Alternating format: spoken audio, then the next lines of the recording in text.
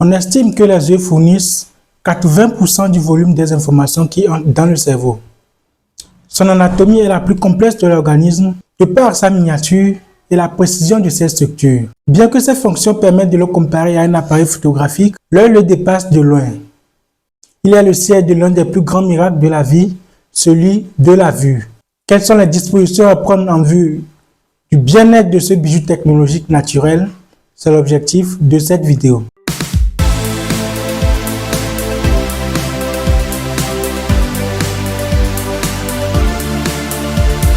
L'extraordinaire complexité de l'œil défie la théorie de l'évolution.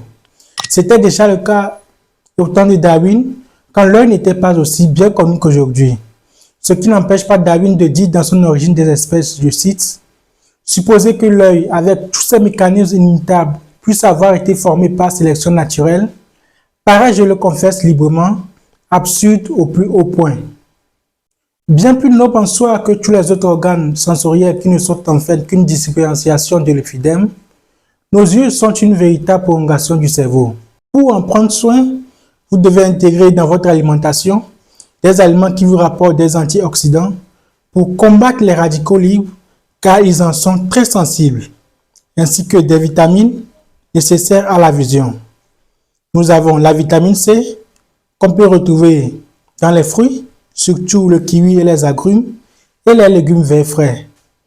La vitamine E, qu'on peut retrouver dans le germe de blé, les fruits secs oléagineux et les avocats. Les bêta-carotènes, qu'on peut retrouver dans la carotte, la mangue, l'orange, la patate douce, les courges et tous les végétaux de couleur orange. Les flavonoïdes, qu'on peut retrouver dans la myrtille, les fraises, les grenades et les olives noires. Et puis les sels minéraux qu'on peut retrouver dans les fruits secs et les légumineuses. Pour sa protection, ça paraît banal, mais à cause de l'actuelle détérioration de la couche d'ozone de la stratosphère, des rayons ultraviolets invisibles, toujours de plus en plus nombreux, nous parviennent avec le rayonnement solaire. Ils favorisent entre autres la formation de cataractes et des lésions de la rétine. Et donc, porter des lunettes de protection contre le soleil ou lors de certains travaux est la manière la plus simple et la plus efficace de se protéger les yeux. On rapporte que de bonnes lunettes doivent être capables de filtrer une partie du rayonnement solaire visible, tout ou la majeure partie du rayonnement ultraviolet invisible qui est potentiellement dangereux pour les yeux. Face aux écrans, utilisez autant que possible les écrans plats. Les écrans à tube cathodique, aussi bien d'ordinateur que de télévision, sont plus fatigants pour les yeux que les écrans plats modernes. S'éloigner de l'écran d'une distance équivalente à 5 fois la diagonale de l'écran. Placez l'écran à une hauteur inférieure au niveau des yeux pour disposer d'un angle de vision plus commode. Divers agents physiques ou chimiques sont agressifs pour les yeux, en particulier le vent, la fumée, y compris celle du tabac, la poussière, les substances chimiques volatiles comme l'essence et les dissolvants et les pollens de certains arbres et plantes. Il y a un geste réflexe que nous faisons souvent à longueur de journée. C'est se frotter les yeux avec les mains. Eh bien, les mains sont habituellement porteuses de nombreuses bactéries et autres germes qui, en entrant en contact avec les yeux, peuvent déclencher des conjonctivites et d'autres infections graves comme le trachome. Donc, c'est un geste qu'il faut éviter au maximum. Il y a une légende populaire qui dit que les marins ont de beaux yeux. C'est vrai. C'est parce qu'ils passent beaucoup d'heures à regarder au loin. C'est pourquoi il faut de temps en temps faire des exercices de vision de loin. Il faut également éviter de rester longtemps à lire ou à regarder de près, surtout si l'éclairage est faible. Sont ennemis silencieux de la santé oculaire, l'excès de cholestérol et de glucose dans le sang, ainsi que l'hypertension artérielle. C'est pourquoi il faut faire régulièrement un dépistage de ces pathologies. Parlons à présent du tabac et de l'alcool.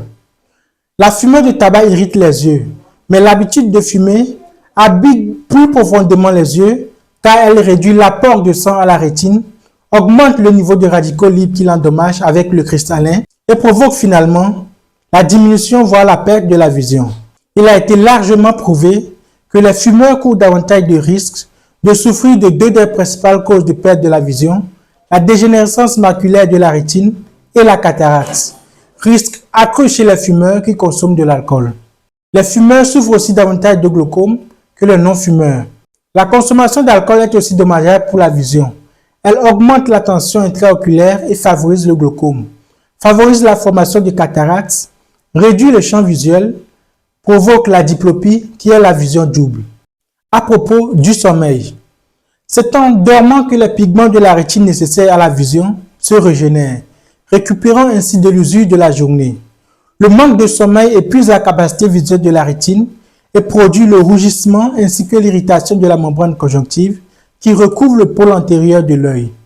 À chaque battement de paupières, les yeux se nettoient et se rafraîchissent grâce à la sécrétion lacrymale qui baigne continuellement la superficie de l'œil. C'est pourquoi il faut ciller souvent. Il est aussi bon de se soumettre périodiquement à des révisions médicales pour contrôler en particulier les ennemis silencieux de l'œil afin qu'ils n'endommagent pas irréversiblement la vision. Comme cause de consultation médicale obligatoire, nous pouvons citer n'importe quelle blessure à l'œil, une perte de la vision qui est totale ou partielle et une douleur à l'œil.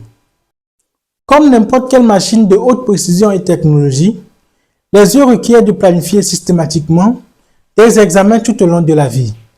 On recommande cependant des examens plus fréquents dans les cas présentant les facteurs de risque sont les enfants prématurés, les enfants dont la mère a eu la rubéole pendant sa grossesse ou une maladie sexuellement transmissible, les enfants dont la mère a consommé de la drogue ou a souffert d'autres problèmes de santé graves, l'existence de diabète dans la famille, d'hypertension ou de glaucome, l'appartenance aux couches noires ou amérindiennes à cause de leur plus forte propension au glaucome.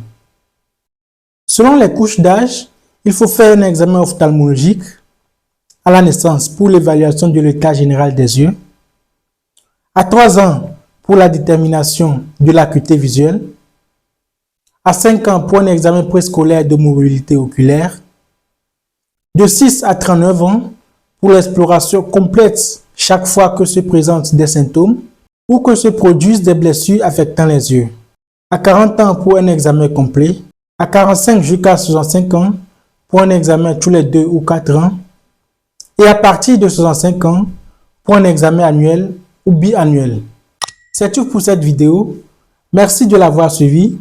N'hésitez pas à liker la vidéo, à la partager et à s'abonner à la chaîne. On se retrouve à la prochaine.